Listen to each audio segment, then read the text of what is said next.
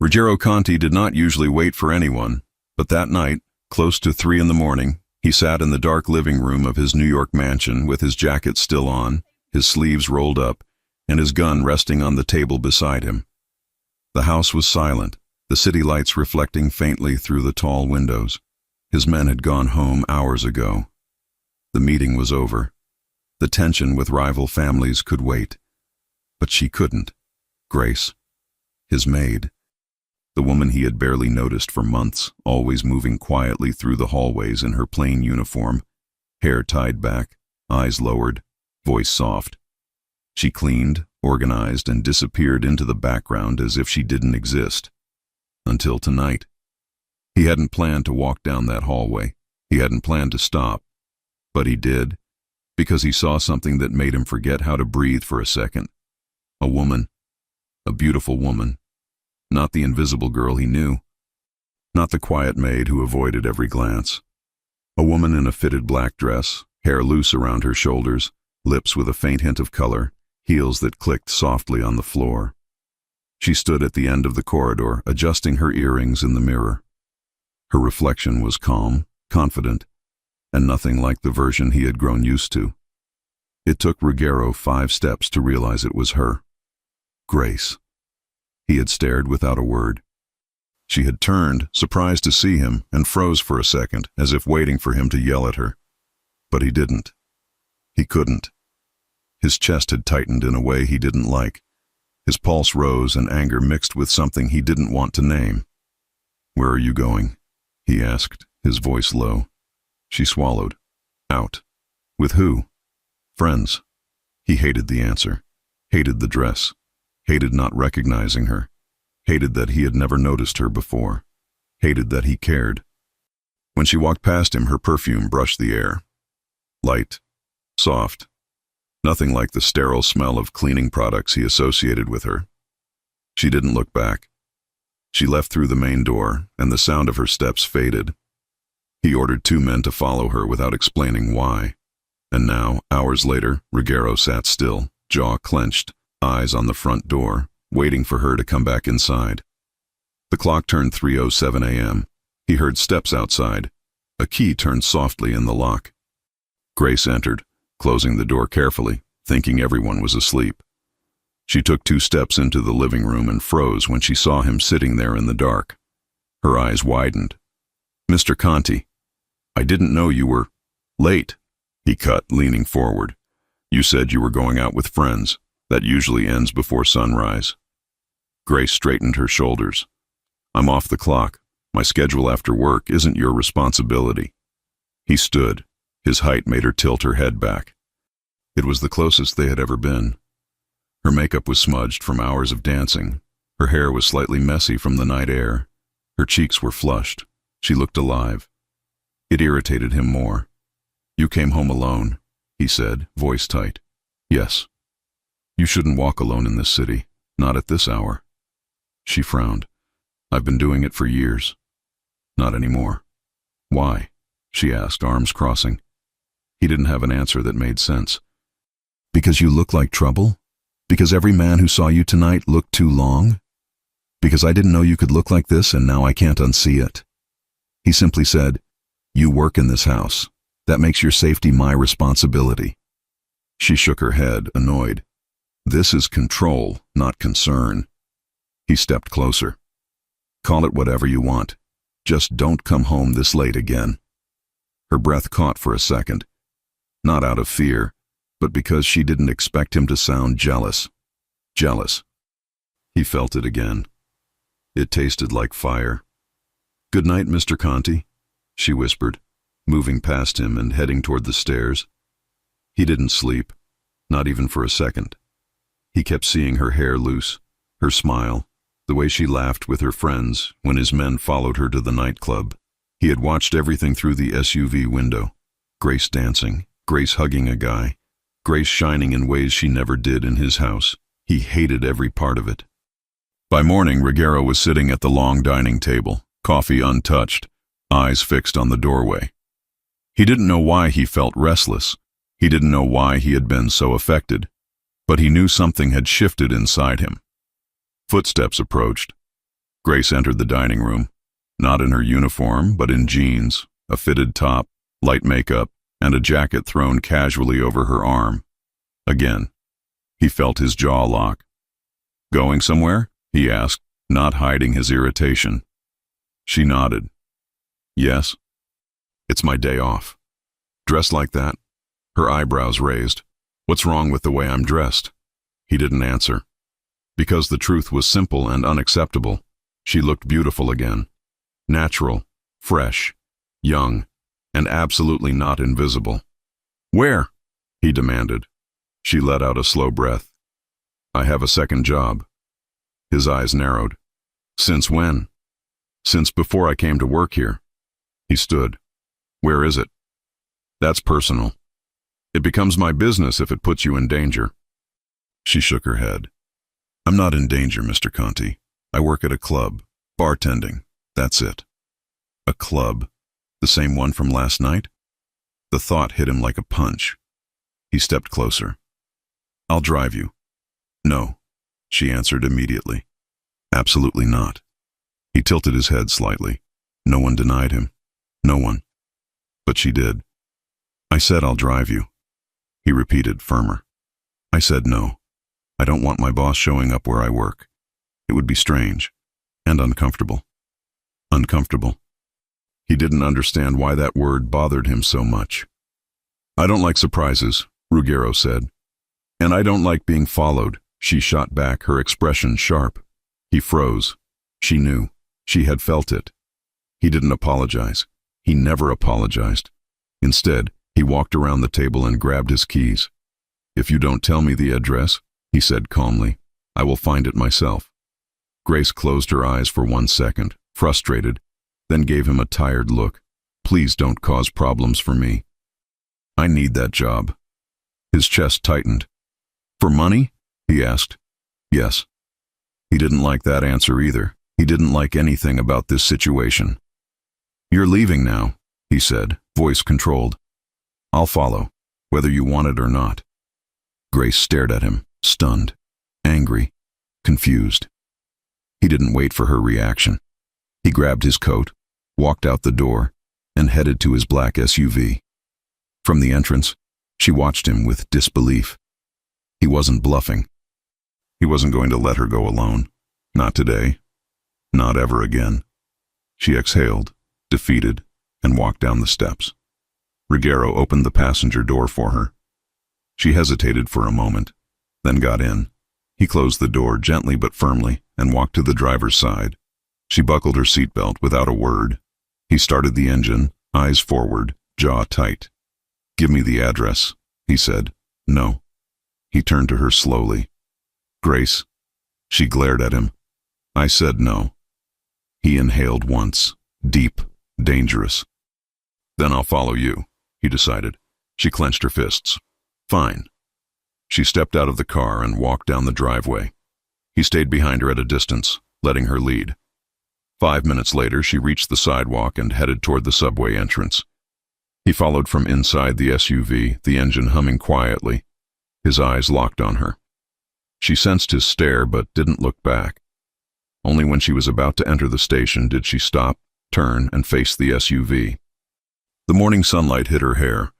Her expression was annoyed, tired, and strangely sad. "Don't follow me to work," she said loudly enough for him to hear. Ruggiero lowered the window and leaned slightly toward her. "You don't get to decide that. You're my employer, not my owner. For now." She blinked.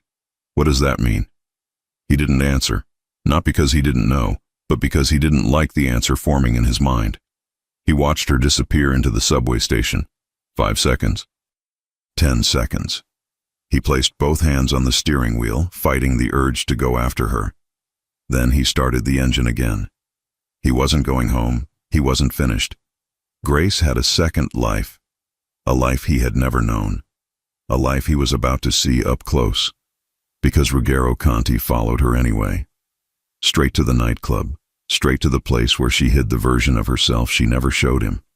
Straight into the world that would break his control in ways he didn't expect.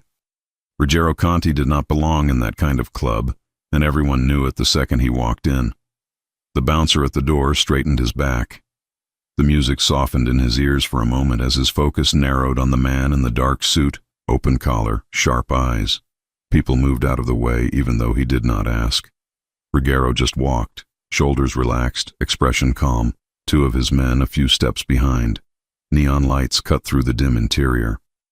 The beat was loud, bodies close, drinks high in the air, and there she was.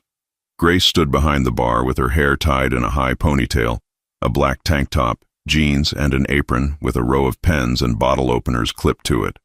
Her makeup was simple, but enough to bring out her eyes. She poured drinks with fast hands, smiled at customers, and shouted orders to the back with a strong, clear voice he had never heard in his house. She laughed at something a man said. The sound reached him under the music. Ruggiero stopped near the wall and watched.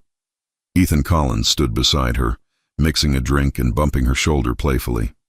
Grace rolled her eyes, smiled, and moved around him with ease. They were comfortable, close, used to each other. Ruggiero's hands curled slowly into fists. "Boss?" one of his men asked at his side, unsure. "You want a table?"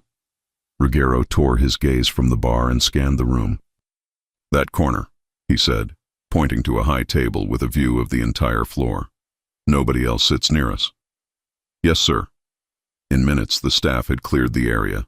No one asked why. Nobody wanted trouble. Ruggiero sat with his back to the wall. From there, he saw everything. The bar, the dance floor, the entrance, the emergency exits, and Grace. She noticed him 10 seconds later. Her entire body stiffened. The glass in her hand almost slipped. Her eyes widened, and for a moment she just stared. The music, the people, the lights kept moving around her, but she stood still, shock written all over her face. Ethan followed her line of sight. His expression changed from relaxed to tense in 1 second. He whispered something to her. She nodded, swallowed, and forced herself to move again. She pretended to ignore Ruggiero. He did not pretend anything. He watched as men leaned over the bar to talk to her, as hands brushed the counter too close to hers, as a man in a leather jacket tried to make her laugh again. She kept a safe distance, but it was not enough for Ruggiero. "Who owns this place?" Ruggiero asked, voice low. "Guy named Ben Turner," his man replied. "Keeps it clean, pays for protection like everyone else." "Tell him I'm here." "Yes, boss." In less than a minute, a nervous man in his 40s came rushing to the table, wiping his hands on his pants. "Mr. Conti," Ben greeted, voice shaking. "Didn't know you were coming. Anything you need on the house. We can clear the whole floor for you if you want." "No." Ruggiero's eyes never left the bar. "You keep the club running. You keep the music loud. You keep your staff safe. Understand?" Ben nodded quickly. "Of course, absolutely." "If there's any problem?" "If there is a problem," Ruggiero cut, "it will be because you let something slip. And then we will have a different conversation." Ben swallowed hard. "Understood." Ruggiero lifted his chin toward the bar. "How long has she been working here?" Ben followed his look. "Grace, around a year maybe. She's good. No trouble, no drama. Comes in, works hard, goes home." "Who hired her?" "My bar manager, but I approved. She needed the job. I needed reliable staff." Ruggiero was silent for a beat. "She ever had problems with customers?" "Nothing serious. She knows how to say no. And I have security watching." "Make them watch closer," Ruggiero said, "especially tonight." Ben nodded again, almost bowing. "Yes, sir." Ruggiero waved him away. He stayed there watching as 1 hour turned into 2. Grace moved from the bar to the floor, clearing tables and taking orders. At one point, a man tried to put his arm around her waist. She stepped aside quickly, grabbed his wrist, pushed it back to his own drink, and gave him a look that said she would not tolerate that. Ruggiero respected that. He still hated the fact that anyone had the chance to try. When her break finally came, she walked toward the hallway that led to the staff area. As she passed, her eyes flicked to Ruggiero's table. He stood. His men took a step forward, but he raised one hand.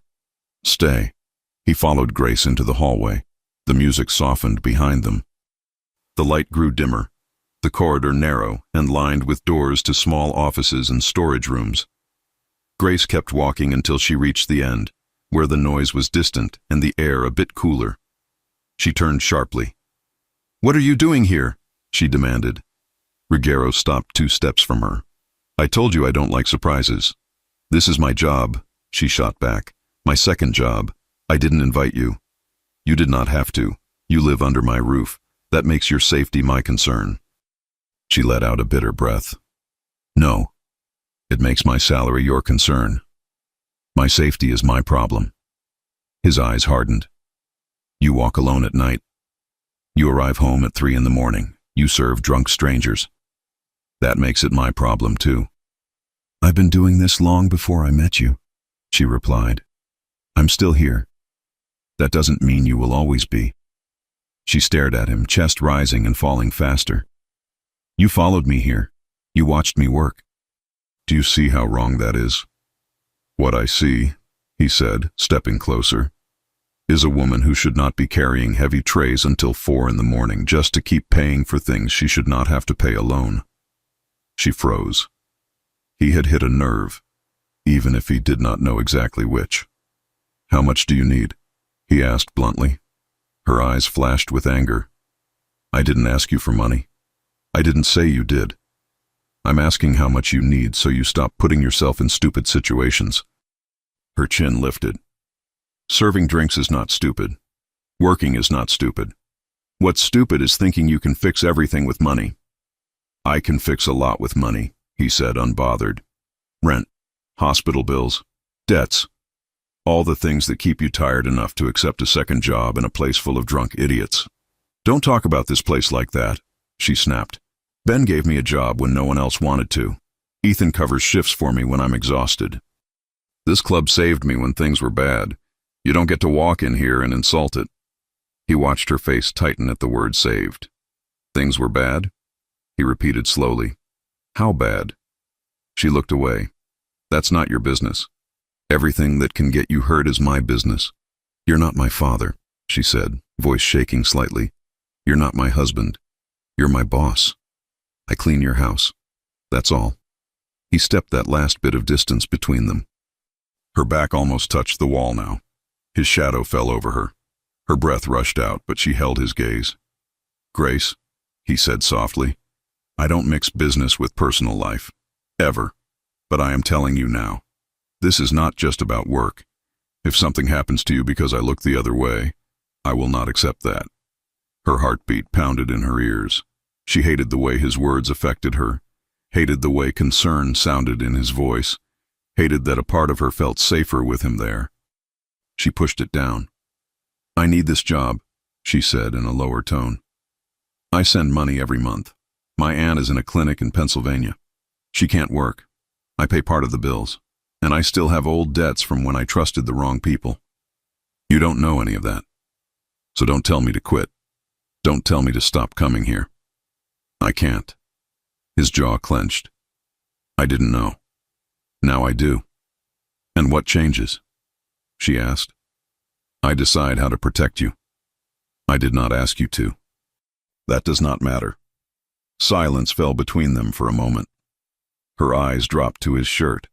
This was the first time she saw him outside the mansion's cold lights. Here, in the club's corridor, his presence felt heavier. His forearms were tanned and strong, veins visible under his skin. A faint line of a scar crossed one of his hands. She raised her head again. "You're crossing a line." He nodded once. "I know." He took a step back, giving her space. "You finish your shift," he said. "My men are outside. They follow you home. No exceptions." She opened her mouth to protest, but he cut her off with a look. "I am not asking," he said. She glared at him, frustrated, but there was something else in her eyes now. A battle. Part of her wanted to scream at him. Another part of her felt a strange relief. "Go back to your table," she said. "People are staring. Let them." She pushed past him and headed back down the hallway. He stayed there for a second, watching the empty corridor, then followed behind at a distance, back into the noise, the lights, the crowd. He stayed until her shift ended. He watched her step out the back door with Ethan, laughing at something he said. Ethan's eyes softened when he looked at her. He leaned in, talking close to her ear so she could hear over the music. Ruggiero's teeth pressed together. He watched as one of his men approached and told Grace he was there to drive her home. Her shoulders tensed. She turned her head and looked toward the street, where his SUV waited. For a brief moment, their eyes met through the distance. Then she got into the car. He did not ride with her.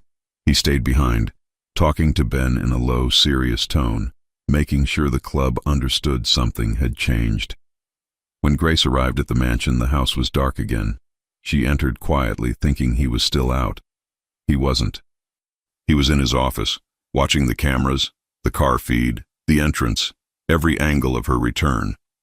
Only when he saw her safely cross the hall and disappear into the servants' wing did he lean back in his chair and close his eyes for a second.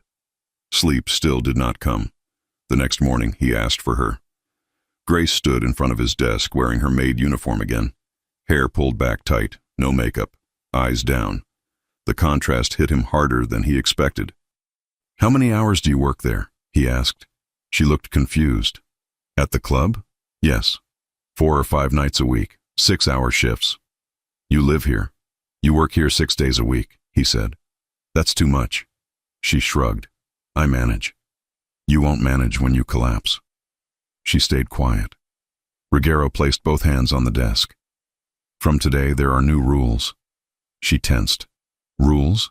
"Yes. You don't come home after midnight. You don't walk alone, ever. If you work late, my driver picks you up at the back door. You send a message when you leave and when you arrive. You don't accept rides from anybody else. And if something feels wrong, you call me." Her lips parted in disbelief. "You want me to check in with you like a child?" "I want you alive." "I am an adult woman," she said, voice firm. "I know how to cross a street, how to say no, how to leave when I feel unsafe. I've been doing it alone for years." "And you survived by luck," he replied. "I don't rely on luck." "This is not protection," she insisted. "This is control." His gaze locked onto hers. "If you had another job, I would say the same. But you work in a place full of alcohol, strangers, noise, and chaos. One wrong person touches you there, and security cannot always get to you in time. You can't control every risk I take. I can control the risks taken by the people under my roof," he said. "And you are one of them." Her heart stung at the word people, not staff. For a second, she saw something softer in his eyes, but she pushed the thought away. "You think you own my time," she said quietly. "I own what I pay for," he replied. "Your work hours, yes, but this is not about that. This is about the fact that there are people out there who would hurt me through anyone connected to me, including you." She blinked. "Why would anyone use me?" He hesitated for a moment. "Because you are close, and they think you are weak." "I am not weak." "I know," he said. "That is the problem. When strong people get hurt, they survive, but they carry the scars for a long time." The room went silent. She heard his words in her chest, where old scars lived. "I don't want your scars to get deeper," he added. Her throat tightened. "Why?" she asked. "Why do you care? I'm just the maid." His jaw flexed. His eyes did not leave hers. "You are not just anything," he said. The air in the room changed. Grace's fingers tightened around the edge of her apron. She felt unsteady for a second. "You follow my rules," he continued, voice firm again, "or you stop working at the club." Her head snapped up. "You can't ask me to quit." "Yes, I can. I need the money." "Then I will increase your salary." She laughed once, humorless. "You really think everything has a price?" "Everything does." "Not my freedom," she replied. He studied her face. "Your freedom does not help your aunt pay for treatment. Your freedom does not clear your debts. Your freedom does not keep you safe in a dark alley." "My dignity does," she shot back. "And it disappears when someone else decides where I can go and what I can do." The words hit him. He did not like the feeling that came with them. He leaned back in his chair, trying to regain distance. I am not your enemy, Grace. It doesn't feel that way, she whispered. He exhaled slowly. The rules stay. You can hate them. You can hate me, but you follow them. We are done. She stared at him for a long second, then turned on her heel and walked out of the office. All day, the air in the house felt tense. Grace moved through the rooms with robotic precision. She dusted, washed, arranged, and avoided looking in his direction. She had never felt his presence so strongly before. Every time she knew he was close, her muscles tensed. In the late afternoon, she stood alone in the kitchen, washing the last of the breakfast dishes she had not had time to do earlier. Warm water ran over her fingers. She didn't hear him come in. You're quiet today, Ruggiero said from the doorway. She jumped slightly and turned. I have work to do. He walked to the counter and opened the fridge, grabbing a bottle of water. You usually hum when you clean. She blinked. I do? Yes. She hadn't noticed. He twisted the cap and took a drink. Why do you hide? She frowned. Hide what? How you look. Her face heated. This is how I look. This is how you choose to look here, he corrected. Hair tied back, no makeup, uniform 2 sizes too big. At the club you are different. You stand straight, you laugh, you don't try to disappear. She looked back at the sink. At the club, I need tips. Here, I just need to do my job. That's not an answer. She scrubbed harder at a plate. When I was younger, men stared a lot. Too much. At work, on the street, everywhere. Sometimes they didn't accept no. It got worse when one of them had power. Her hands slowed. So I decided it was easier to vanish. No clothes that drew attention. No makeup in most places. I put my hair up. People looked past me. That felt safer. Ruggiero studied her, his expression unreadable. Did someone hurt you? She swallowed. Someone tried to control my life because he thought he could. He had money, connections, and a temper. I left that job and started over. Wearing this uniform helps me remember I'm not on display. I am invisible. Invisible is simple. Not to everyone, he said quietly. She looked at him. He set the bottle down.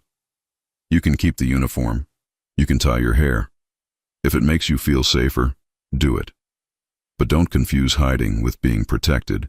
They are not the same. Her chest squeezed. Sometimes hiding kept me alive, she said. Sometimes hiding makes you an easier target, he replied. Those words unsettled her. Finish your work, he said softly. Then rest. You have your shift tonight? Yes. My driver will be at the gate at 7. She didn't argue this time. He left the kitchen. Hours later, after she was gone, Ruggiero walked into the security room. Screens covered the wall, each one showing a different camera from the house, the outside perimeter, and the feed from the car. He rewound the footage from the night before, from the club. He had asked his men to hook into the external street cameras and some from inside, thanks to the protection agreement with Ben. On the screen, he watched Grace move behind the bar again. He watched her smile at customers, talk to Ethan, refuse a man's hand on her. It should have been just another busy night. But then he saw him. In the back of the frame, near a pillar, a man stood alone. No drink in his hand, no smile, no movement with the music. He just watched the bar, watched Grace. Ruggiero narrowed his eyes and paused the video. Zoom in, he told the guard in the room. The guard adjusted the camera feed. The face became clearer, dark hair, cold eyes, a small scar near the mouth. Ruggiero's breath slowed. He knew that face. Do we have him in the system? He asked. The guard typed quickly, pulled up a file. Yes, boss. Associate of the Romano family. Name, Eric Maldonado. Extortion, trafficking, enforcement. Dangerous. Last seen in Queens. Romano. Rival family. Ruggiero stared at the frozen image. Eric was not looking around the club. He was not scanning exits or checking on a deal. His eyes were only on Grace. How long was he there? Ruggiero asked. About an hour, boss. Came in, watched, left. No contact. Did he follow her? Doesn't look like it, but we don't know if he came on other nights. Ruggiero's fingers tightened at his side. He looked at Grace frozen on the screen mid-laugh. She wasn't just a maid with 2 jobs. Someone dangerous had already noticed her. From now on, Ruggiero said, voice low and calm, we watch that club every night. We run through all security footage from the last month. If that man shows up near her again, I want to know the second it happens. Yes, boss. He turned, eyes still on the screen for one last moment. He had thought this was just about jealousy. It wasn't. Someone from Victor Romano's circle had his eyes on Grace. And Ruggiero could not stop thinking about one question that stayed in his head when he left the room. How long had she been marked before he finally saw her? Ruggiero barely slept after watching the footage. Every time he closed his eyes, he saw Eric Maldondo's stare fixed on Grace. Cold, calculating, patient. He had seen that kind of look before. It was the look of a man who chose his targets quietly and waited for the right moment to strike. Morning came with a heavy sky. Ruggiero, already dressed, walked through the hallway where Grace usually started her day. He expected to see her dusting shelves or checking the laundry room, but she wasn't there. She was in the kitchen with the cook, tying her apron, hair pulled back, eyes tired from another late shift. She greeted the cook softly, then turned and froze when she saw Ruggiero at the doorway. Mr. Conti. Come with me, he said. The tone left no room for argument. She followed him to his office, hands twisting the apron strings. He closed the door behind them. We need to talk, he said. Grace exhaled. If this is about last night. It is, he interrupted. But not for the reason you think. She frowned. Then what is it about? He walked to his desk, picked up a printed photo and held it out to her. Grace stepped closer. Her eyes scanned the image. The man in the photo stood half hidden behind a pillar, watching the bar. His expression was blank, but his eyes were sharp, focused. Her breathing changed. Do you know him? Ruggiero asked quietly. Her lips parted. Her fingers tightened around the photo. Yes, she whispered. He waited. She didn't look up. Grace, he said more firmly, look at me. She did. What do you know about him? She swallowed hard. I don't know him personally. I only know I've seen him before. Where? Years ago, she said, voice trembling. At a restaurant I worked in. I served tables in the back section. He would come in sometimes, always sitting with men who made the staff nervous. I never heard names, but I knew the place wasn't clean. People hid when they came in. The owners whispered. Then one night there was a fight in the parking lot. A man ended up in the hospital. The next week the restaurant closed. Ruggiero studied her carefully. Why would he be watching you now? Grace looked lost. I don't know. You do. His voice stayed calm but firm. Something happened back then. Something you aren't telling me. She shook her head, panic rising. No, I didn't do anything. I didn't talk to anyone. I didn't testify. I didn't get involved. I just quit and left the city. You left everything behind, he said, not judging, just putting the pieces together. Grace's eyes dropped to the floor. I didn't want trouble. You saw something, Ruggiero said. Something worth remembering. And now someone connected to the Romano family is following you. Grace closed her eyes tightly, as if trying to block a memory. Ruggiero's jaw flexed. He stepped closer. Grace, tell me. She opened her eyes slowly. Her voice was thin. One night, after closing, I was cleaning the tables in the back. 2 men came through the kitchen door. They didn't know I was there. They were arguing. One of them was Eric Maldonado. The other was someone older. I didn't know the names, but they were talking about a meeting going wrong, about someone being taken care of. I dropped a fork, and they saw me. Eric looked at me like he was memorizing my face. Ruggiero's pulse tightened.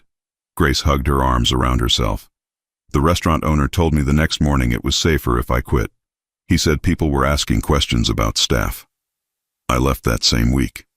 I moved, changed my phone number, worked in places where nobody paid attention to me. I just wanted to disappear. Her voice cracked. Ruggiero felt something sharp twist in his chest. Not pity. Something deeper. Something he didn't like feeling. "And you think Maldonado recognized you now?" he asked. "Yes," she whispered. "Or maybe he never forgot me." Ruggiero took the photo from her trembling hands. "You should have told me this from the beginning." "I didn't think it mattered," she said. "I didn't think I mattered." He closed the space between them so fast she had to lift her head to look at him. "You matter," he said, voice low. Her breath caught. He forced himself to step back. "This changes everything. From now on, you don't go anywhere alone. You don't take the subway. You don't walk outside the mansion without someone with you, and you don't go to the club tonight." She shook her head, panicking. "I have to. I need the money." "You're not going. I can't afford to lose that job. I'll cover it," he said. "I don't want your money," she said through her teeth. He matched her stare. "You want to stay alive?" She froze. His phone buzzed.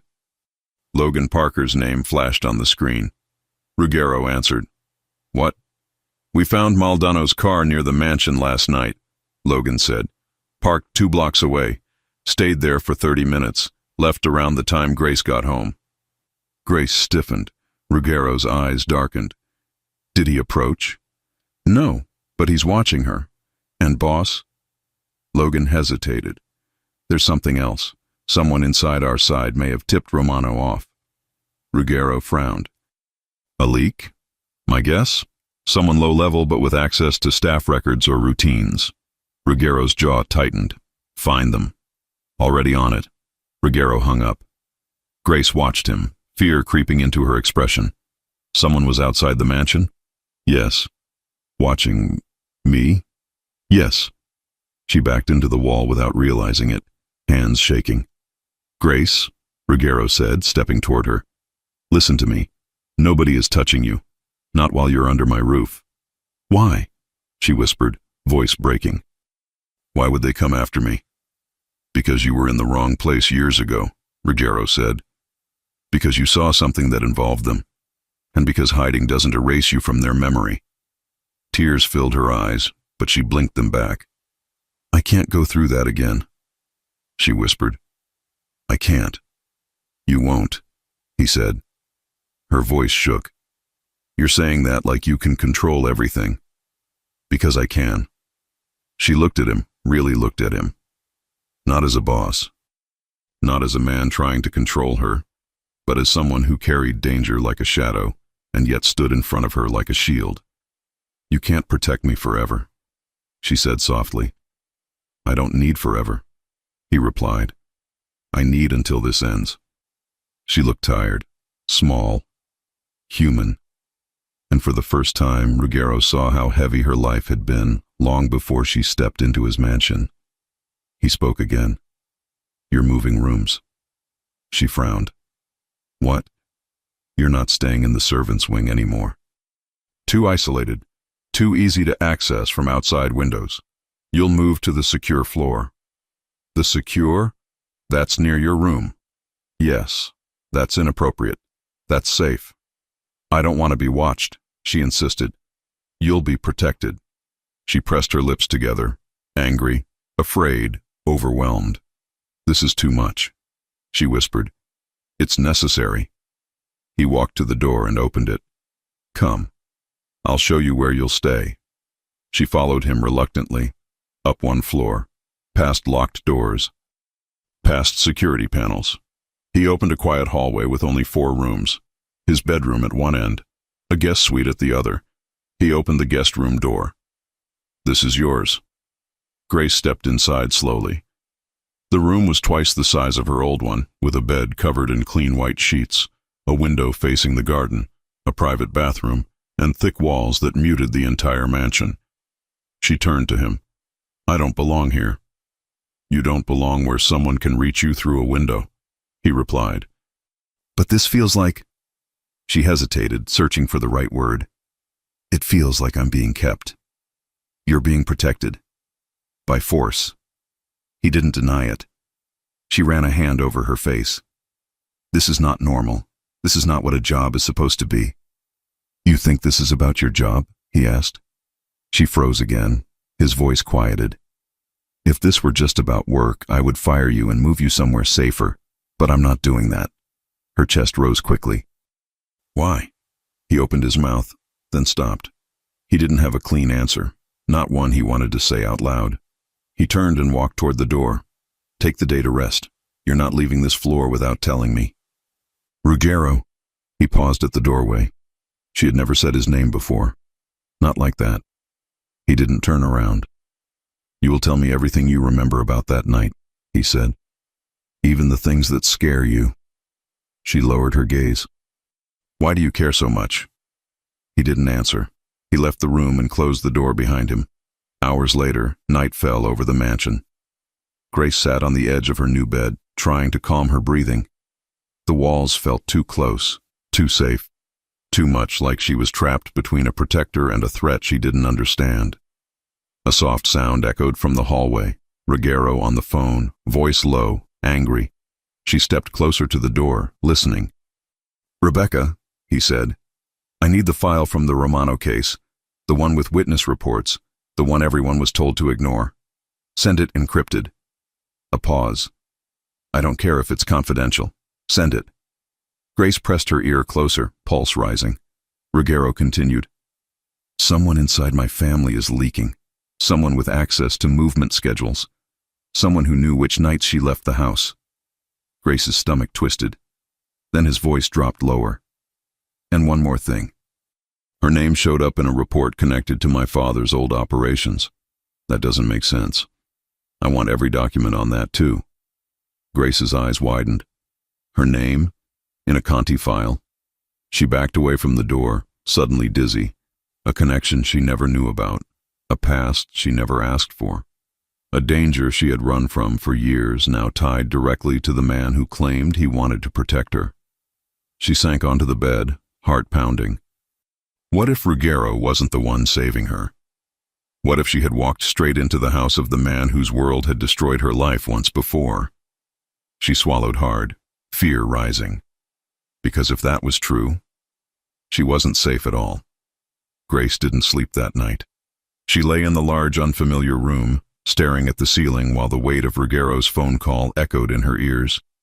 Her name was in a Conti file. Someone from his organization knew she left the mansion at night. Someone connected to the Romano family was watching her. Every thought tightened her chest until she felt she could barely breathe. By morning, she was exhausted, but she still forced herself out of bed and tied her hair back.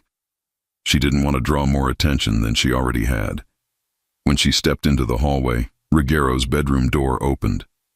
He came out in a dark shirt, sleeves rolled, hair slightly damp from the shower. His eyes scanned her quickly, checking if she had slept, if she was scared, if she was thinking about running.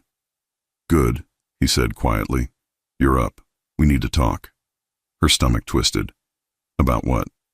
About everything you overheard. She stiffened. I wasn't trying to. I know. His voice remained calm. But now we're not avoiding anything. We finished this conversation today. He walked past her, expecting her to follow.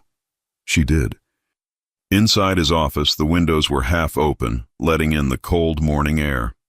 Papers were spread across the desk. One file sat in the center, thick, stamped, and recently delivered. Grace stared at it with dread. Ruggiero stood behind the desk and crossed his arms. Sit. She did, hands twisting in her lap. He opened the file. Your name appears in a report from 8 years ago, he said. A report tied to an operation that went wrong. My father was connected to it. She felt the room tilt. She didn't speak. She waited. The report mentions a meeting at a restaurant you worked in, he continued. The same night you say you saw Maldano. Grace's throat tightened. So, your family was involved? He shut the file gently. Listen to me. My father had many operations, some clean, some not. Not everything he did reflects who I am, and not everything reported was true. But he was there, she whispered. Or his men were. He nodded slowly. Yes. Her breath trembled. Ruggiero leaned forward slightly. Grace, look at me. She raised her gaze, even though it hurt to do it. You have every right to be afraid, he said calmly. You have every right to question everything. But understand this, whatever happened back then, I did not send anyone after you. I did not know you. I did not know your name until the day you stepped into my house. It was the first time he sounded almost vulnerable, not aggressive, not controlling, just honest. Still, she felt her chest twist with doubt. But your name is on the file. Your family touched the same world that nearly destroyed mine. His voice hardened. I am not my father. I know, she said softly, but that doesn't erase the fear. He looked down for a long moment, then closed the file and pushed it aside.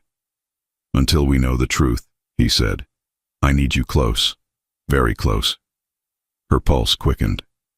How close? He walked around the desk slowly, stopping in front of her. Close enough that nobody can reach you without going through me. The air grew thick. Grace looked away. You're confusing protection with possession. No, he replied, but I understand why you think that. She didn't know what to say. Before she could answer, a message flashed on his phone. He read it and his jaw clenched. What happened? She asked. He hesitated, then told her the truth. Ethan is outside. Her heart jumped. Ethan? Why? He insisted, Ruggiero said. He says he came to check on you. Grace's face softened instantly, and Ruggiero noticed. He didn't like the feeling that shot through him. He's my friend, she said defensively. He's worried. He should be, Ruggiero snapped. But showing up at my gates is dangerous. She frowned. He didn't come to cause trouble. No, Ruggiero said coldly, but he might walk into it. Grace stood. I need to talk to him. Ruggiero blocked the door with his hand. You don't leave this floor. I'm not a prisoner. No, he said, but you are a target. And until I know who leaked your routine, you stay where I can see you. Her eyes blazed. You don't own me, Ruggiero. For the second time, she said his name, not as an employee, not as a maid, but as a woman standing up to him. His breath shortened almost imperceptibly. If you want me to trust you, she continued, then you have to trust me too. Ruggiero didn't move from the door. Grace stepped closer. Let me talk to him. His jaw worked. His eyes dropped to her lips for 1 second, a mistake he didn't mean to make. But he didn't step back. You'll stay inside the gate, he said finally. Logan will stand 10 feet away. She nodded. When she walked past him, he didn't touch her, but she felt the heat of his presence and the storm behind his eyes. The front steps were cold under Grace's feet as she walked outside. Ethan stood near the gate, hands shoved in his pockets, shoulders tense. When he saw her, he rushed forward. Grace, thank God. His eyes scanned her face. Are you okay? You disappeared after your shift last night. You didn't answer your phone. I thought, I'm fine, she said quickly. Just, things got complicated. Ethan frowned. Complicated how? You look tired. Did Conti do something? No, she said firmly. He didn't. Ethan didn't look convinced. Grace, I've heard things about him. Dangerous things. He's my employer, she said quietly. And he's helping me. Helping with what? She hesitated. Ethan stepped closer. Talk to me. I can't help if you don't tell me anything. She lowered her voice. Someone is watching me. Ethan's expression shifted from concern to alarm. What do you mean, watching? A man I saw years ago. He showed up at the club. Ruggiero, Mr. Conti, recognized him. He's connected to the Romano family. Ethan's face drained of color. Grace, those are the people from... Yes, she whispered. From back then. Ethan looked at the mansion behind her, then at Logan standing a few steps away. You shouldn't be here. If those people are looking for you, this house, this world, this is exactly where you shouldn't be. It's where he can protect me, she said quietly. Ethan stared at her, stunned. You trust him? Grace didn't answer immediately. Finally, she said, I trust that he's not lying. That's not the same thing, Ethan replied softly. Before she could respond, Logan stepped forward. Time's up. Ethan shot him a glare. Grace touched Ethan's arm. Please don't come here again without calling. It's dangerous. Ethan swallowed hard. For you or for me? Both, she whispered. He looked at her one last time. If you need a place to stay, if anything feels wrong, anything, you come to me, you hear me? She nodded. He stepped back and left. When Grace turned, Ruggiero stood at the top of the stairs, hands in his pockets, eyes unreadable. How much did he hear? He asked. Enough, she said. Ruggiero's gaze sharpened. He cares about you. Grace nodded. Ruggiero walked down one step. Do you care about him? She froze. Her pulse stumbled. Ethan wasn't the problem.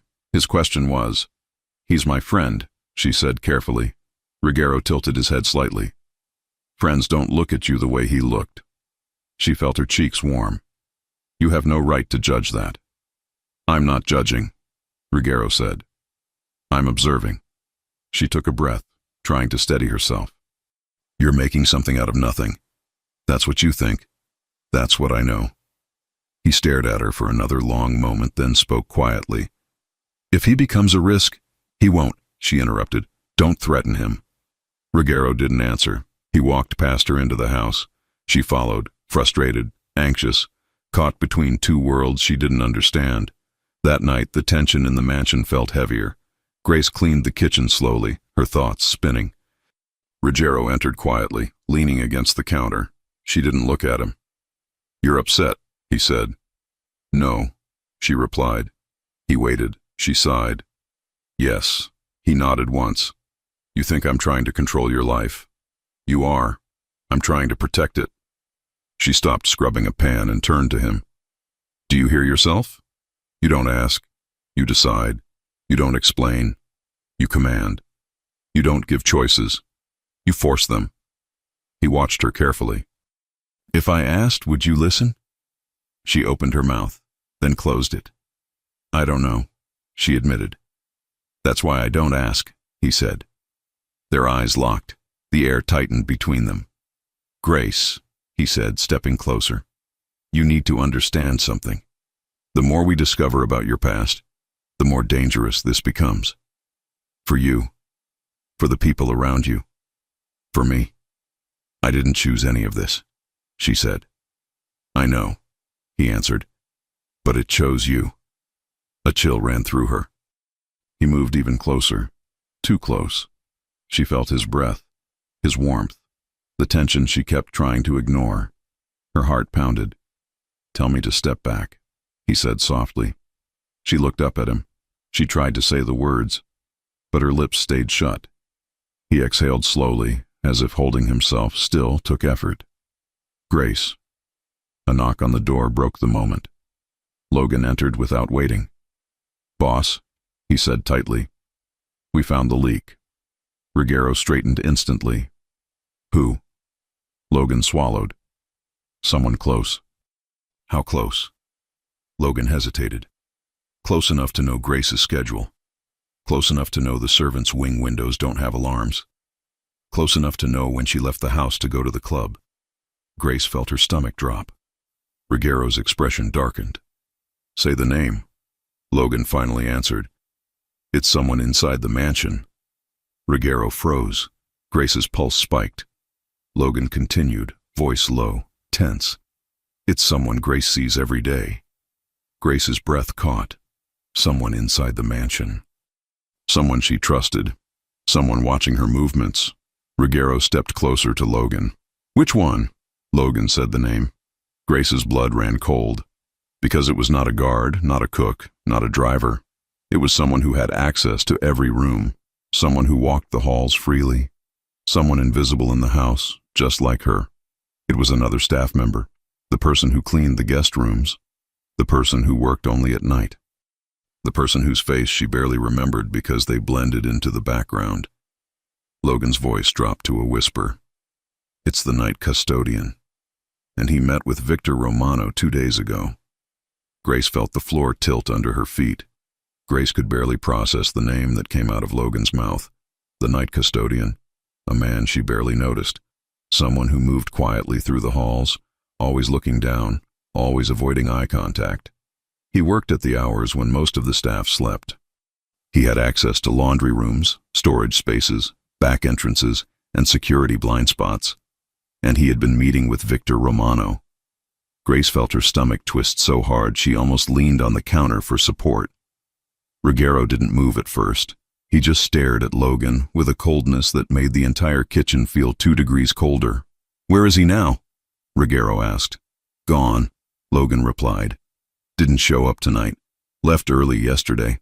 Cameras caught him at the back gate around 2 a.m. He hasn't returned." Grace hugged her arms around herself. "He watched me." "Every night," Logan said carefully. He had access to doors, windows, and the staff's personal schedules.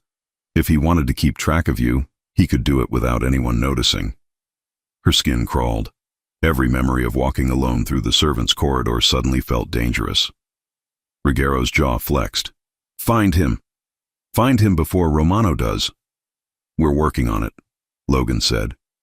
"But boss, there's a bigger problem." "What now?" Ruggiero snapped. Logan hesitated, then pulled out his phone. "We traced the custodian's last known location. He went straight to the same nightclub where Grace works." Grace felt her blood drain. "He was inside?" she whispered. "We don't know. Cameras outside caught him entering through the back alley." "When?" Ruggiero asked. "Last night." Grace's breath caught. "That was the night I worked the late shift." "Yes," Logan confirmed. "And we found his car parked 2 blocks from the mansion before that." Grace grabbed the edge of the counter. "He's been following me for days." Ruggiero turned to her instantly. "Not anymore." But Grace couldn't breathe. Every shift at the club flashed through her mind. The crowded tables, the dark corners, the men coming and going. How many times had she walked past him, never realizing who he really worked for? Logan continued. "Maldonado is involved. The custodian met with him twice." Ruggiero's voice dropped dangerously low. "Then Maldonado is the one who wants her." Grace's chest tightened. "Why? Why now?" Ruggiero didn't answer right away. He picked up the Conti file from his desk, flipping to the page with her name. His eyes scanned the lines again. Then he looked at her. "Grace, the witness from the restaurant, the one who saw the meeting 8 years ago." She nodded nervously.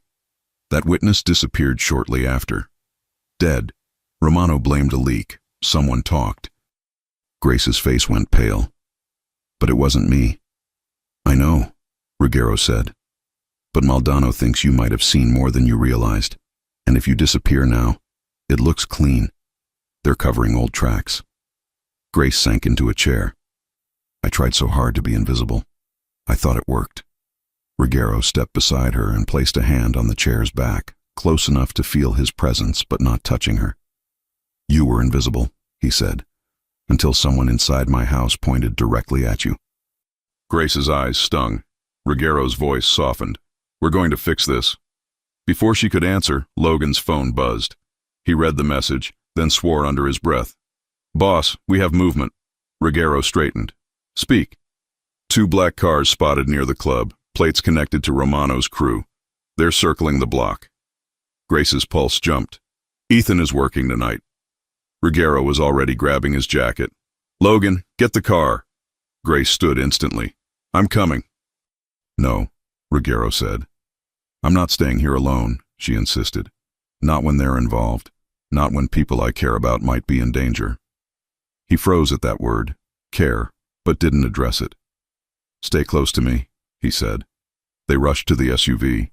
The drive to the club was fast and silent. Ruggiero kept his eyes on the road, one hand tight on the wheel, the other resting near his gun.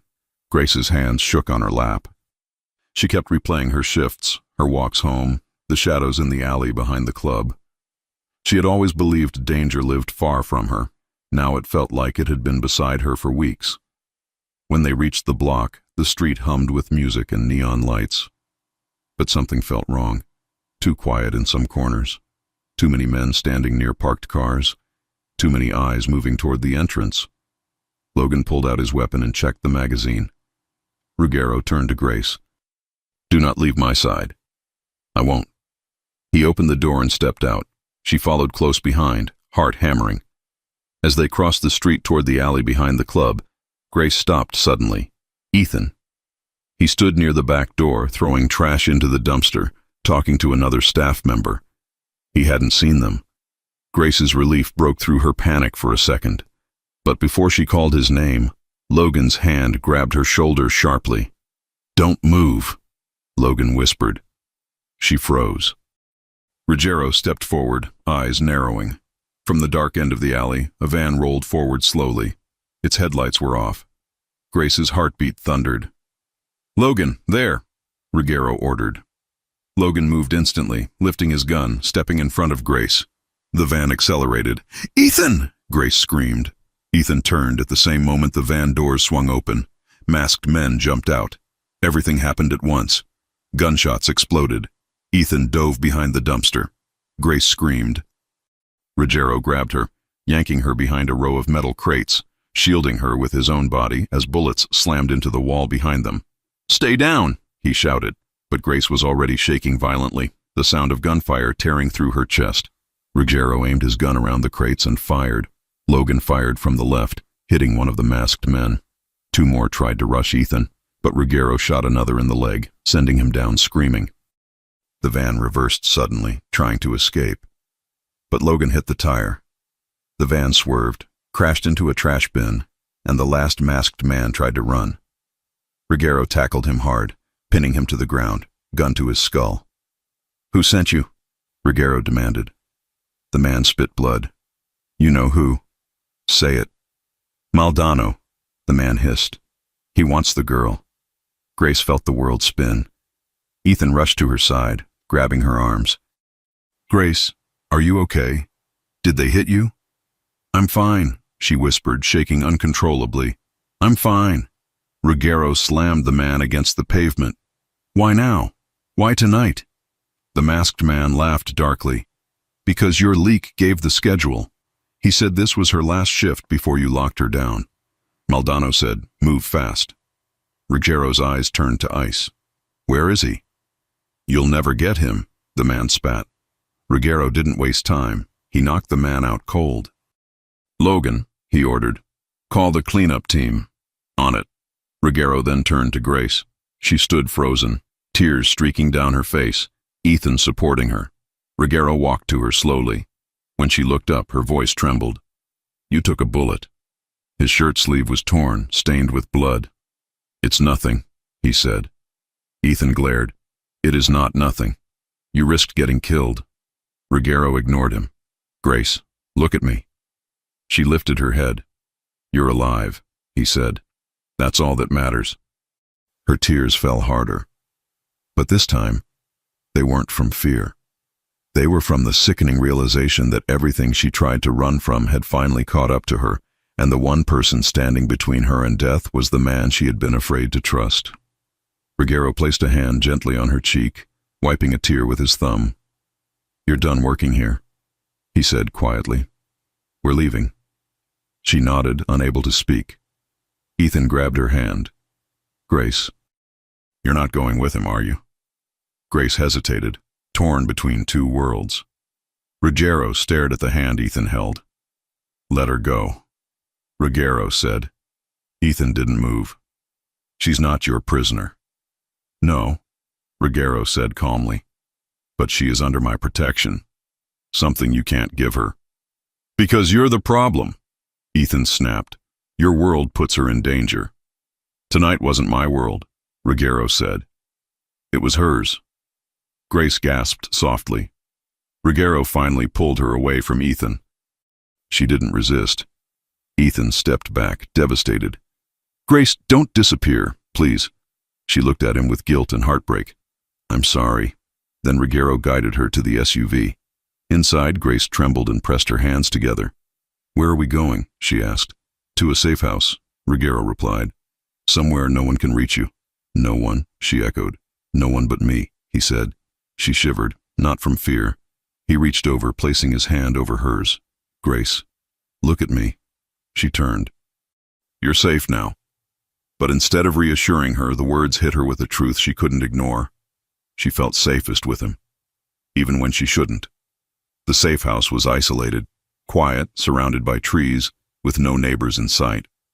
Logan stayed outside to secure the perimeter while Ruggiero led her inside.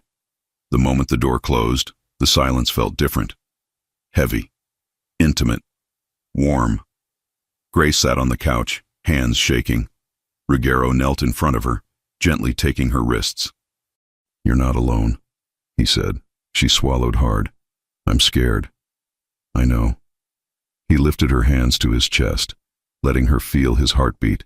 Steady, controlled, grounding.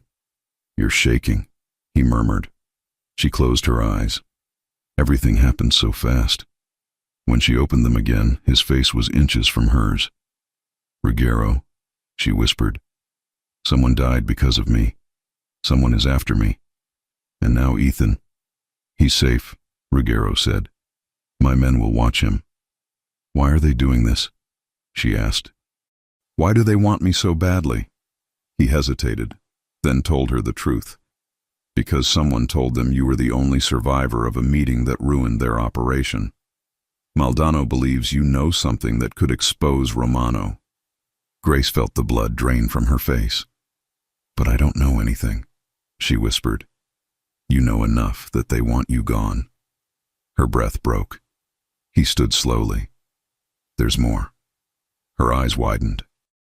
"What do you mean?" He walked to the dining table, grabbed a second file, and opened it. "Grace, someone approached you years ago, someone from law enforcement." Her heart slammed. "Did they ask you for information about the Romano and Conti families?" Her lips parted. She didn't want to remember. But she nodded. "A federal agent," she whispered. "He told me I might have seen something. He asked if I could help, but I didn't want to get involved. I told him no, and I never spoke to him again." Ruggiero watched her carefully. "Did you tell him where you moved?" "No." "Did you tell him your new job?" "No." "Did you tell him anything about me?" "No," she shouted, breath shaking. "I tried to disappear. I didn't betray anyone." Ruggiero's voice softened. "I didn't say you did." She sank onto the couch, burying her face in her hands. He sat beside her slowly. "Grace, listen." She lifted her head, eyes red. "You being approached by an agent made you a loose thread in their world. And loose threads get cut." She inhaled shakily. "And you? Why are you doing this? Why protect me? Why put your men, your life, your name at risk for me?" Ruggiero stared at her. He didn't speak for a long moment. Then finally he did. "Because I can't lose you." Her breath caught. He moved closer, lifting her chin gently with one hand. "Because every time you walk into danger, my chest feels like it's on fire. Because you don't run from me like everyone else does. Because you make me want things I shouldn't want." Her lips parted. "Ruggiero." He leaned in, slow, controlled. His breath brushed her cheek. "Tell me to stop," he whispered. She couldn't. She didn't. She leaned in, too. And then his lips met hers. The kiss was slow at first, then deepened as if he'd been holding back for days.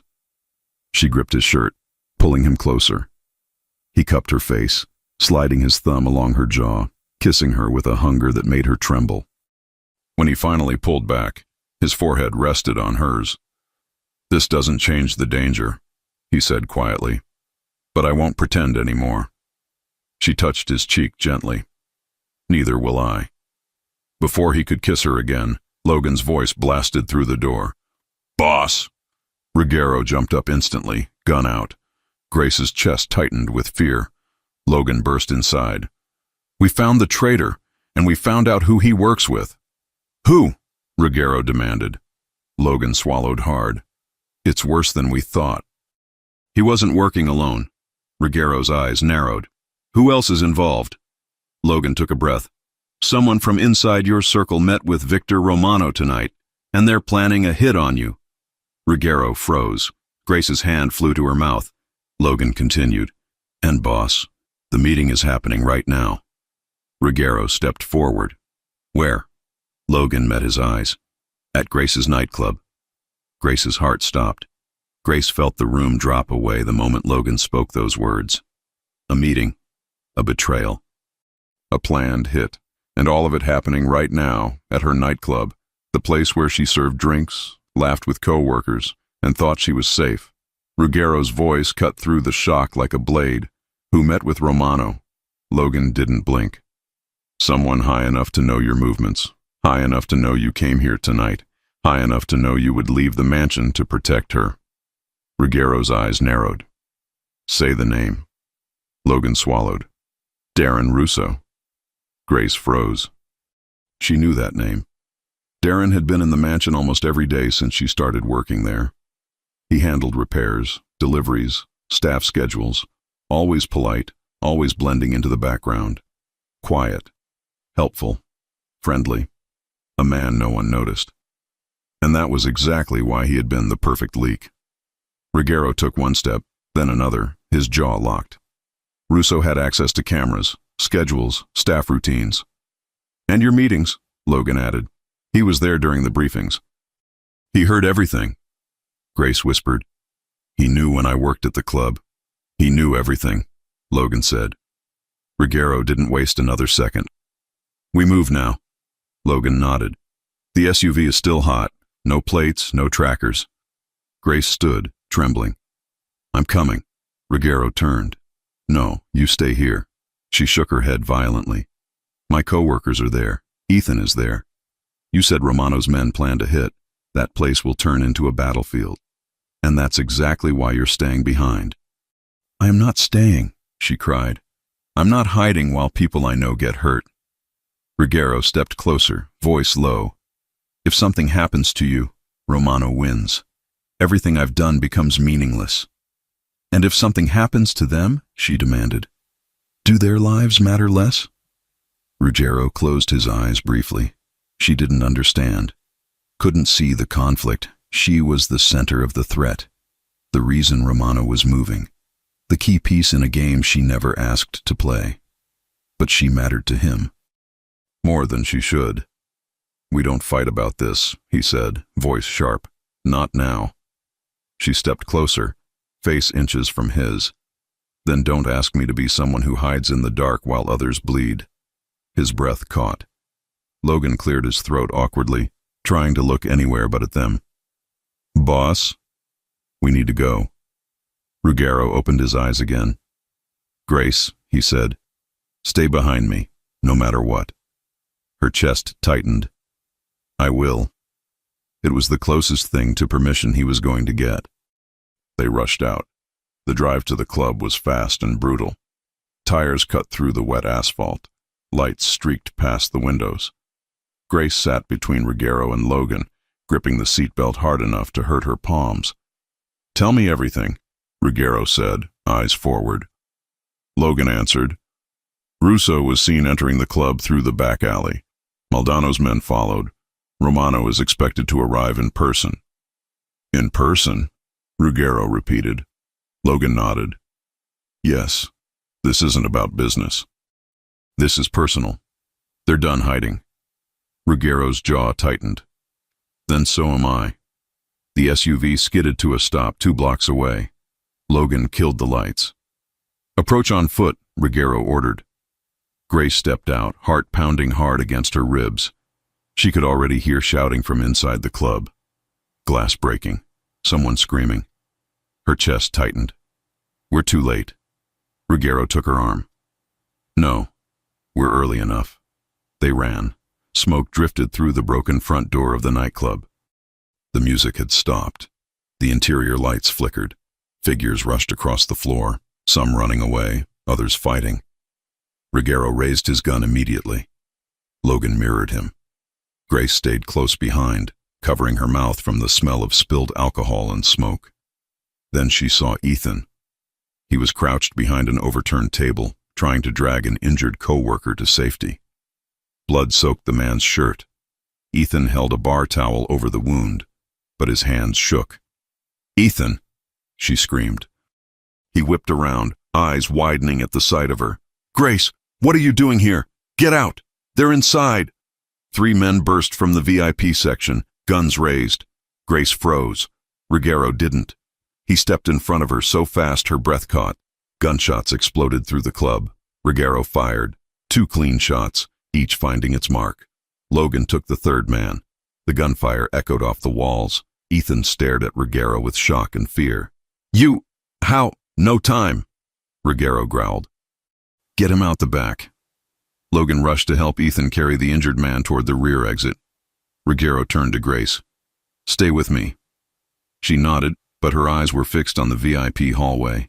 The door was open, and the traitor stood there. Darren Russo. He wore the same plain clothes he always wore at the mansion. His hands were bloody, his eyes cold. He blinked once, recognizing her. Then he smirked. "You," he said softly. "You're harder to kill than I expected." Grace's stomach twisted. Ruggiero stepped forward, gun raised. "Don't breathe another word." Russo laughed. "She really has no idea, does she?" "Shut your mouth," Ruggiero warned. Grace grabbed Ruggiero's arm. "What is he talking about?" Ruggiero didn't answer. Russo did. "You think Maldonado wants you because of some random night 8 years ago?" Russo taunted. "No, sweetheart. He wants you because you were never invisible. You were the only one who saw his face during the operation, and Conti—" "Enough!" Ruggiero roared. Russo laughed harder. "And the best part?" Russo continued. "Your little maid was living under your roof the whole time. You brought the witness straight into your house." Ruggiero fired, but Russo ducked behind the VIP wall and sprinted deeper into the club. "Grace, stay here," Ruggiero yelled as he ran after him, but Grace didn't listen. She couldn't. Russo ran up the stairs to the balcony level. Ruggiero chased him. Grace followed close behind, heart hammering, legs trembling. At the top of the stairs, Russo shoved a server's cart toward Ruggiero. Ruggiero dodged it. Russo darted into the narrow corridor leading to the private rooms. Grace followed. Halfway down the hall, Russo spun, aimed his gun directly at her, and fired. Grace screamed and ducked, but the shot never hit her. Ruggiero slammed into her, shoving her behind him, taking the bullet in his shoulder. She gasped, grabbing him. "Ruggiero, I'm fine," he gritted out, raising his gun again. Russo ran. Grace looked at Ruggiero's bleeding shoulder in horror. "You're not fine." "I said I'm fine," he snapped, then softened his voice when he saw her shaking. "Grace, stay behind me, please." She swallowed hard and nodded. They continued down the hall. At the end, Russo reached the manager's office. He ran inside and tried to lock the door. Ruggiero kicked it open. Russo stumbled back. "You can't stop this, Conti. Romano wants both of you gone. Tonight is only the beginning." Ruggiero's hand shook with rage. "You used her. You fed her schedule to Romano. You brought men to her job. You put a target on her back." Russo sneered. "She was never yours to protect." Grace stepped forward. "Why? Why help them?" Russo looked at her, eyes cold. "Because your death buys my freedom. Romano offered me an easy future if I delivered you, and Conti's head." Ruggiero fired. This time, the bullet hit Russo's leg, sending him crashing to the ground. He screamed in pain. Ruggiero stood over him, gun aimed at his throat. "You're done," Ruggiero said. Russo spat blood. "Romano is coming. He's already inside."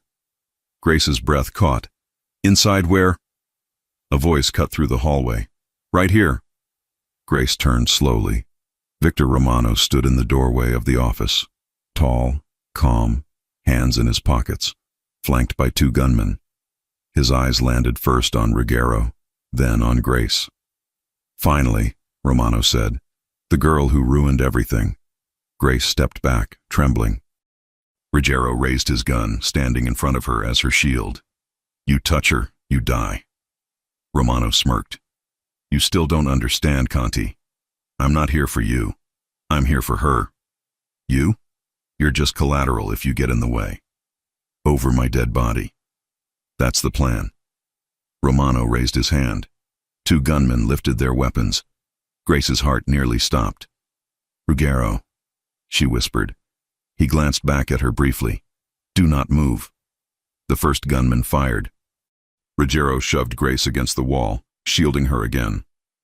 Logan suddenly appeared at the other end of the hall, firing 3 rapid shots, taking down 1 gunman instantly. The second gunman lunged forward. Grace acted before she could think. She grabbed a broken bottle from the manager's desk and swung it, hitting the gunman's arm. The shot went wild, grazing the wall. Ruggiero finished the fight with a clean shot. Romano backed away, eyes narrowing. "You two just don't know when to die," Romano hissed. Ruggiero stepped forward. "You're not leaving this building." Romano smirked. "I already have men outside. Even if I fall here, she falls with me." Grace's stomach twisted. Then Romano's smile vanished as Logan aimed at him from behind. But Romano wasn't stupid. He ran. "Go after him!" Ruggiero yelled to Logan. Logan chased him down the stairs. Ruggiero turned to Grace. "Are you hurt?"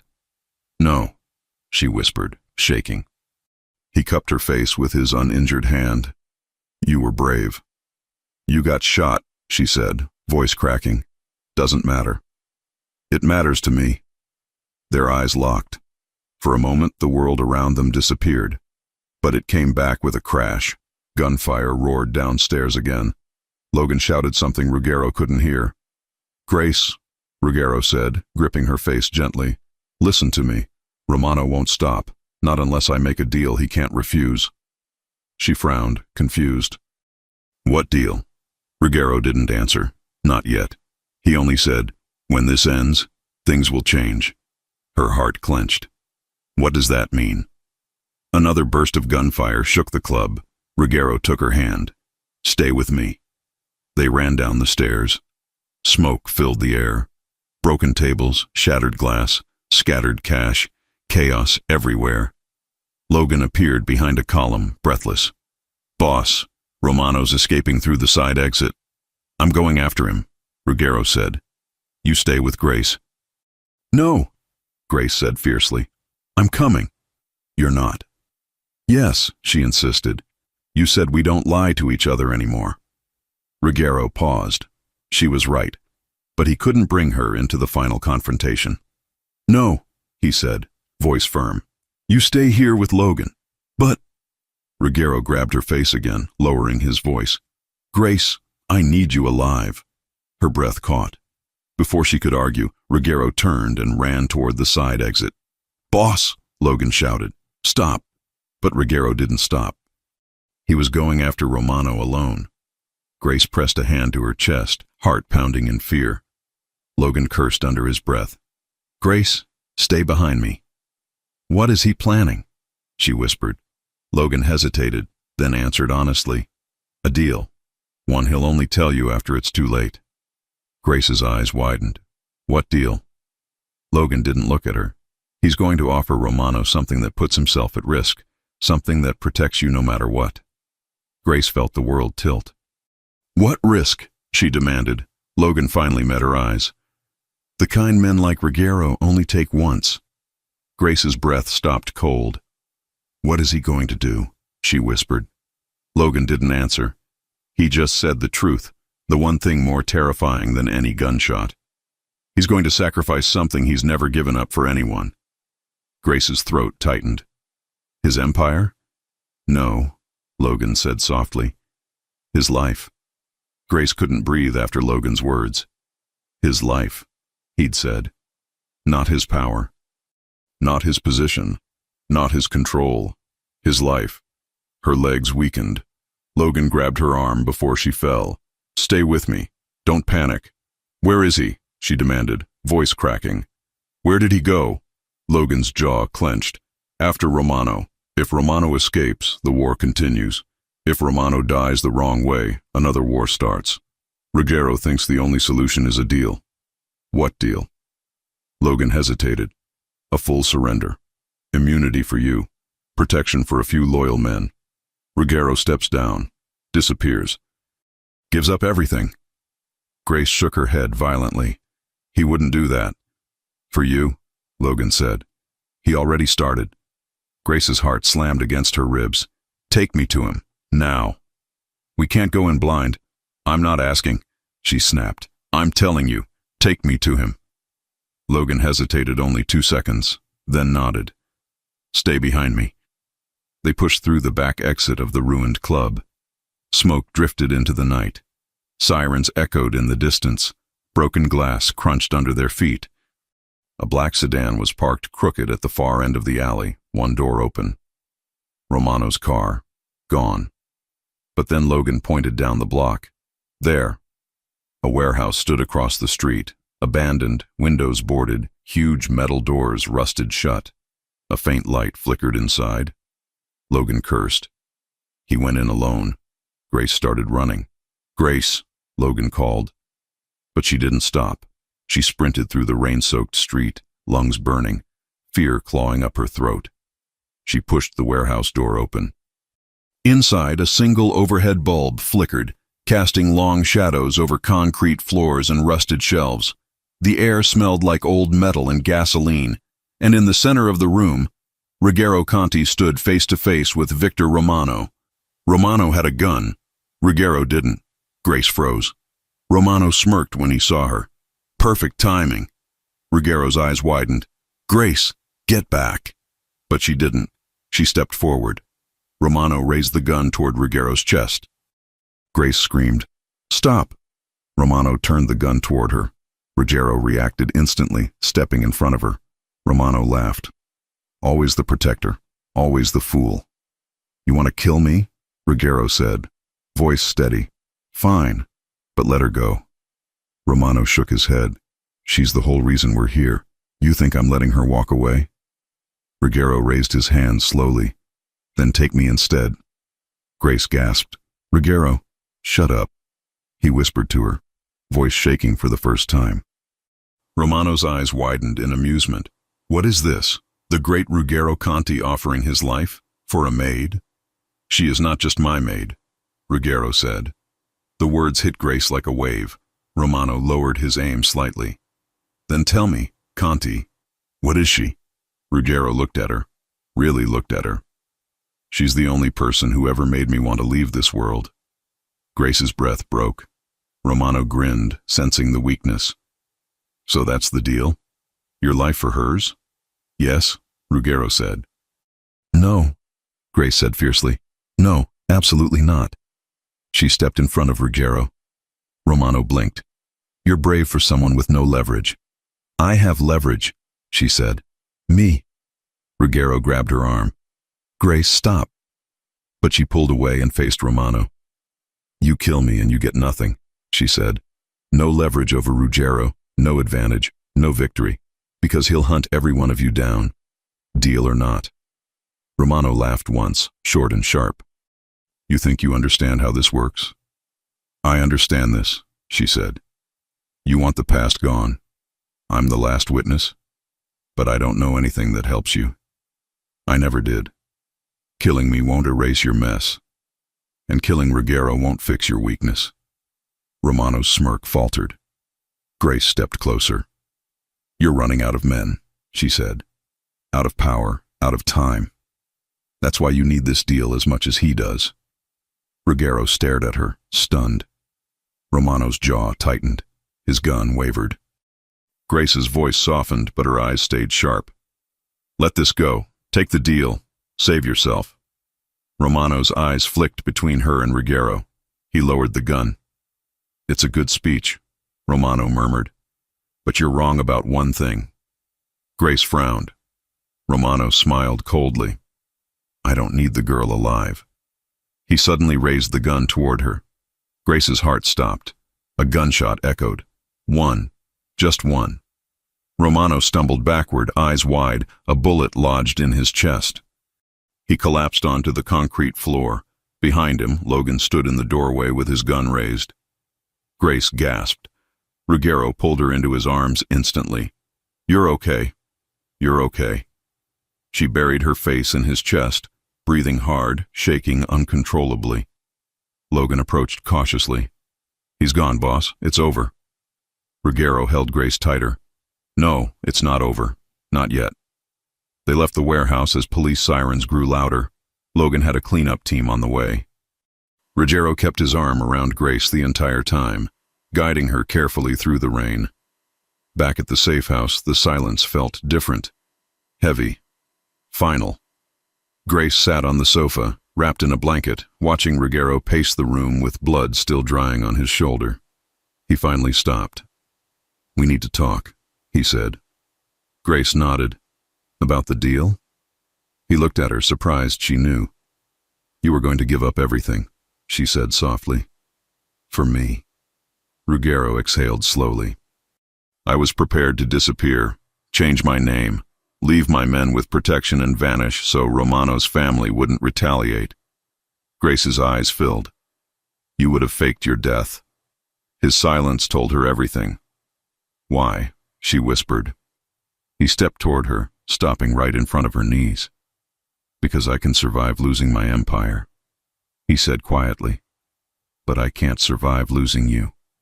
Grace felt her breath tremble. You saved my life, she whispered. You saved mine, he replied. She looked at the blood on his shirt. You got shot again. I've had worse. It's not the point. He kneeled in front of her. Her heart jumped. Grace Miller, he said, I can't promise you a clean life. I can't promise peace every day, but I can promise honesty and loyalty, and that I will never let anything touch you again. Tears slid down her cheeks. I never wanted a perfect life. I just wanted someone who didn't lie to me, someone who didn't use me, someone who didn't see me as invisible. You were never invisible to me, he whispered. She touched his cheek, gently tracing the line of his jaw. And you were never the monster I was told to fear. He leaned into her touch. She leaned forward. Their foreheads touched, and when their lips met, the kiss was slow, deep, and full of everything they'd fought through to get there. Love, fear, relief, possession, choice. He lifted her onto his lap. She curled her fingers in his hair. His hands gripped her waist, pulling her closer, as if he finally allowed himself to want something without holding back. When the kiss ended, both were breathless. What happens now? She whispered. Ruggiero sat back, hands still on her waist. Now? We leave. Leave? He nodded. I made one last arrangement with Rebecca. She filed documents placing Logan temporarily in charge of the neutral operations. The rest dissolves. My father's legacy ends with me. Grace blinked. You're walking away? Yes, he said simply. If I stay, someone else will try to use you against me. I won't allow that. She placed her hands on his shoulders. Where will we go? He smiled, small, real, unguarded. Anywhere you want. Grace's breath caught. I've never chosen anything in my life. You're choosing now. She swallowed. Then, somewhere quiet, somewhere with real mornings and people who don't know our names. Ruggiero stood, lifting her effortlessly in his arms. Then that's where we go, he said. She laughed softly, holding on to him. You're bleeding, you know. We'll stop at a clinic, he said. Then we disappear. Disappear together? She asked carefully. He met her eyes. Yes, together. Grace's chest tightened with a warmth she hadn't felt in years. He put her down gently and reached for her hand. Let's start over, he said. Not as a maid and a boss. Not as someone hiding and someone protecting. Just you and me. She smiled, tears still shining in her eyes. I want that, she whispered. He pulled her close and kissed her again, slow, certain, and full of promise. Outside, the night was quiet. For the first time in a long time, neither of them were running. They walked out of the safe house hand in hand, leaving the world that hurt them behind. And Ruggiero murmured one last truth in her ear. You were never just my maid, Grace. You were the reason I finally wanted out. If you enjoy stories like this, take a moment to subscribe to the channel. That's how I'll know you truly liked it. Even if you're watching on your TV, grab a second to join this family of fans who love emotional and heartfelt stories. Your support means everything, and it helps us bring you even more tales like this one.